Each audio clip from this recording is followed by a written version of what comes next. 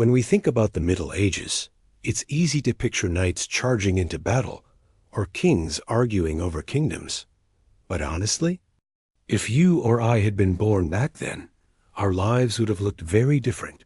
Instead of shining armor or royal courts, we'd wake up in a tiny village surrounded by fields, mud, and the same familiar faces we'd see every single day. No travel, no big adventures, just the rhythm of work, seasons, and survival. So today, I want to take you with me into that world. Let's step inside a medieval village and see what life was really like for the ordinary people who made up almost all of medieval Europe. Their routines, their struggles, their tiny victorias. This is the real Middle Ages most history books barely talk about. For most people in medieval Western Europe, life didn't revolve around grand castles or bustling cities. It centered on the humble rural village. In fact, the vast majority of the population lived in these small countryside communities. But what was daily life actually like in a medieval village? The answer isn't simple. Life varied widely depending on where you lived, and more importantly, who your social class and your role in the local community shaped almost everything about your day-to-day existence. Still, in general, the medieval village belonged to one group above all. The peasants sat at the bottom of the social ladder. Yet they made up most of medieval society. For them, the village wasn't just a place, it was their entire world. People were born, worked the fields, worshipped at the local church, married, raised families, and eventually were laid to rest, all within the same few miles. When we picture a medieval village today, we might imagine neat rows of cottages around a marketplace, or a tidy cluster of houses by a tavern and church. In reality, villages came in many shapes and layouts. Some were tightly packed groups of homes, while others were loose collections of hamlets and isolated farmsteads spread across the landscape. What tied these places together was the presence of a lord's manor, the administrative heart of the village, where rents, labor services, and taxes were collected. Most villagers were serfs, the lowest group within the peasant class. Serfs weren't slaves, and they did have certain legal rights, but they were bound to the land they worked. They owed labor and loyalty to the lord, and couldn't simply pack up and move away when life got tough. Ironically, the lord himself was often nowhere to be found. Many spent their time serving the king, managing multiple estates, or fighting in wars. Meanwhile, the manor stood at the center of enormous open fields, usually divided into 3 great sections that could stretch for hundreds of acres.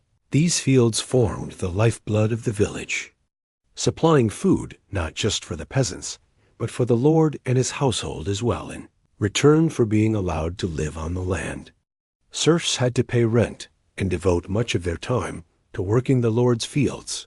In northwestern Europe, this work centered largely on growing cereal crops, wheat, barley, and rye. The great fields around the manor were farmed in rotation and divided into long, narrow strips, each assigned to different peasant families. Areas of poorer soil were used for grazing livestock, especially sheep, whose wool was incredibly valuable.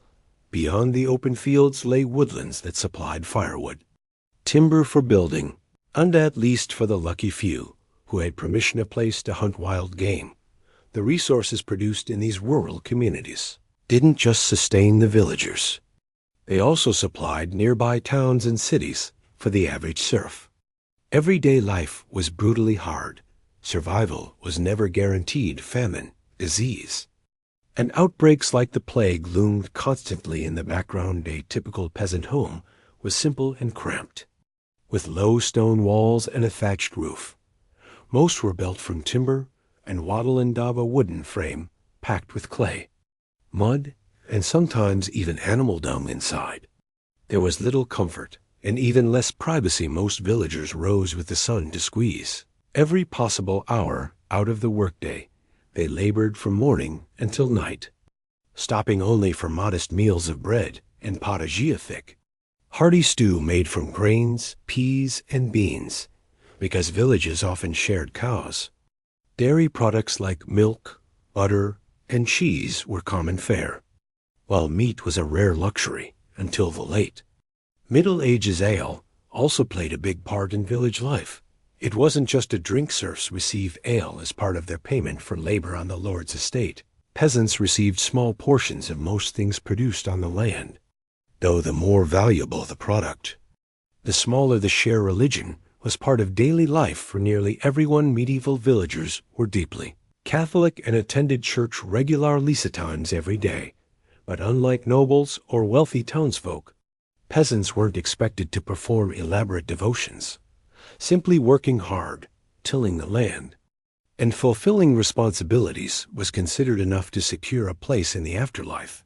And of course, life in a medieval village changed dramatically with the season's work. Food availability and daily routines all shifted depending on the time of year, creating a rhythm that shaped every aspect of medieval rural life. The work villagers had to tackle changed dramatically with the seasons.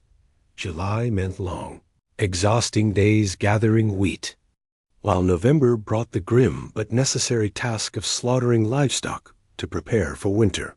Time itself in the Middle Ages revolved around the church. Each month carried new saints' days, and the rhythm of daily life was marked by the steady tolling of church bells. Life in a medieval village was undeniably tough, but it wasn't all endless labor thanks to the church calendar.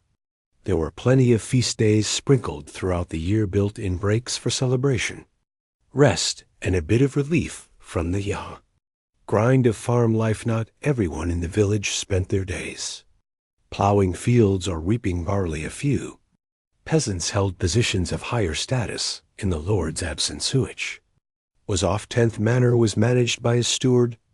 The top official in the village. Beneath him was the bailiff, responsible for overseeing farm work and making sure the serfs kept up with their duties.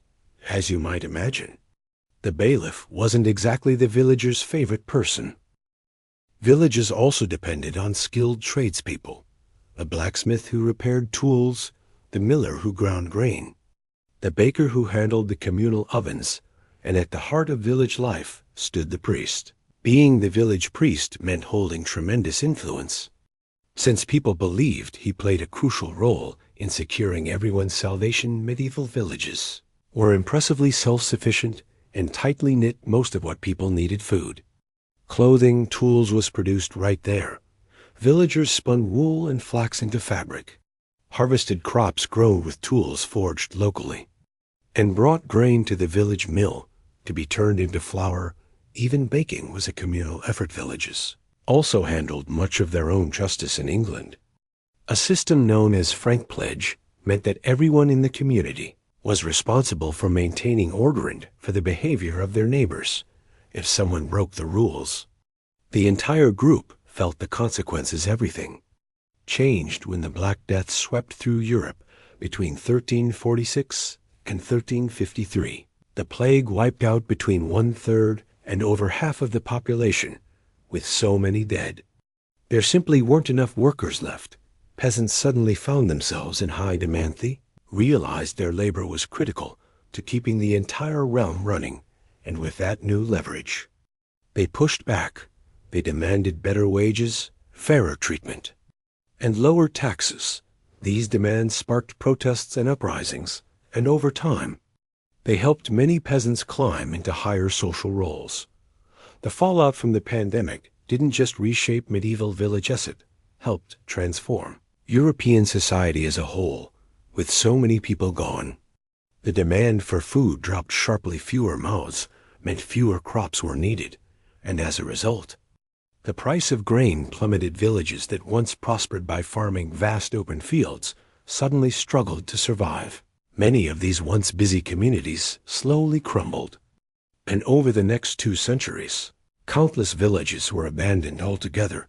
By the time the 1500s arrived, the landscape of rural Europe had changed dramatically. The Black Death didn't just wipe out millions, it shattered the old social order, and in the aftermath, medieval village life was transformed forever.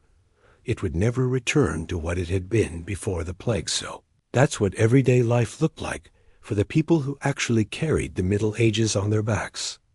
Not the kings. Not the knights, just ordinary villagers trying to survive another season. And honestly, the more we look into their world, the more we realize how much of human history was shaped by people who never made it into the spotlight. If you enjoyed stepping into their lives with me, let me know there are so many more corners of history worth exploring together. Thanks for watching, and I'll see you in the next one.